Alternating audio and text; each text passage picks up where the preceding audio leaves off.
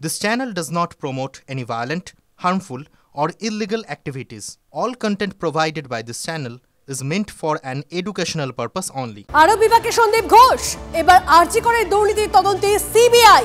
আক্তার আলীর মামলায় আদালতের নজরদারিতে সিবিআই তদন্তের নির্দেশ কলকাতা হাইকোর্টের। এসআইটি বা সিট নয় এজেন্সির তদন্ত চেয়েছিলেন আরজি করের প্রাক্তন deputy super Akhtar. UEN Jaipur is a perfect target for prospective students aspiring for good jobs, good education with future-ready skills. কাল সকাল 10টার মধ্যে নথি হস্তান্তরের নির্দেশ। তদন্তের নথি হস্তান্তরের নির্দেশ বিচারপতি ভরদ্বাজের। গত 2 বছর ধরে আরজিকর হাসপাতাল দুর্নীতির লাগাতার পর্দাফাশ করেছে TV9 বাংলা। সেই দুর্নীতি এবার তদন্তের নির্দেশ দিল হাইকোর্ট।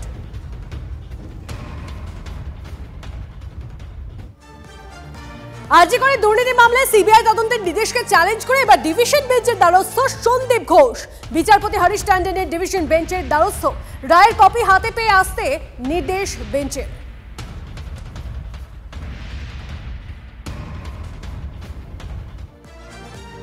এই সন্দীপ ঘোষের আমলে আরজিকরের দুর্নীতি তদন্তে সিবিআই 2023-এ সন্দীপের কীর্তি প্রথম ফাঁস করেছিল TV9 বাংলায়। TV9 বাংলার খবরের যে আরজিকরের দুর্নীতি ইস্যুতে তোলপাড় রাজ্য।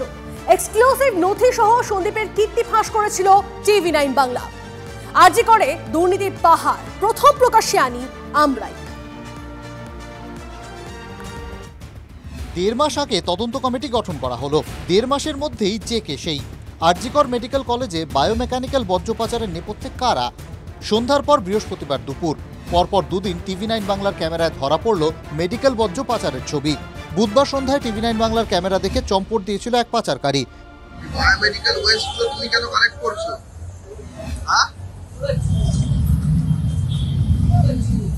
বলে যাচ্ছি মানে কি এতক্ষণ তো কালেক্ট করছিলে? প্যাকেটটা কার? হ্যাঁ, এই পালাচ্ছ কেন? এই পালাচ্ছ কেন?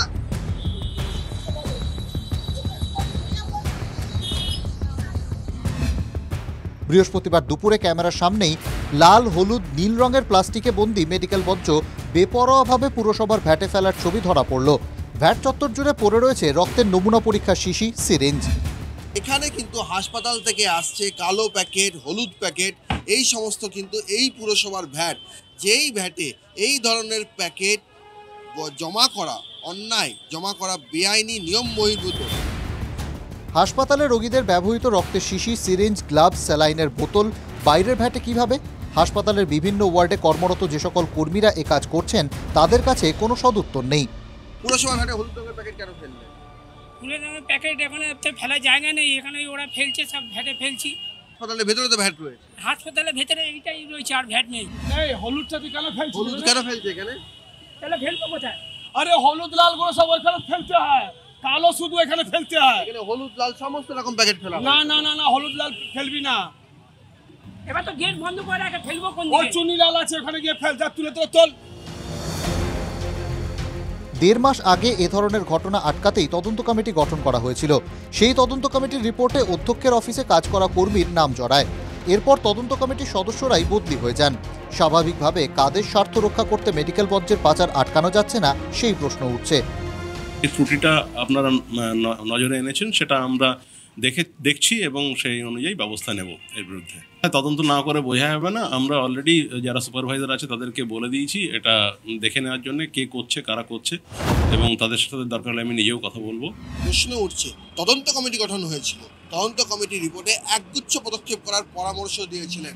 সেই সমস্ত পদক্ষেপ কার্যকর করা হলে তাহলে কি এইভাবে 1.5 মাস পরও যে অনিয়ম বেনিয়মের যে অভিযোগ, সেই অভিযোগ বহাল থাকতো?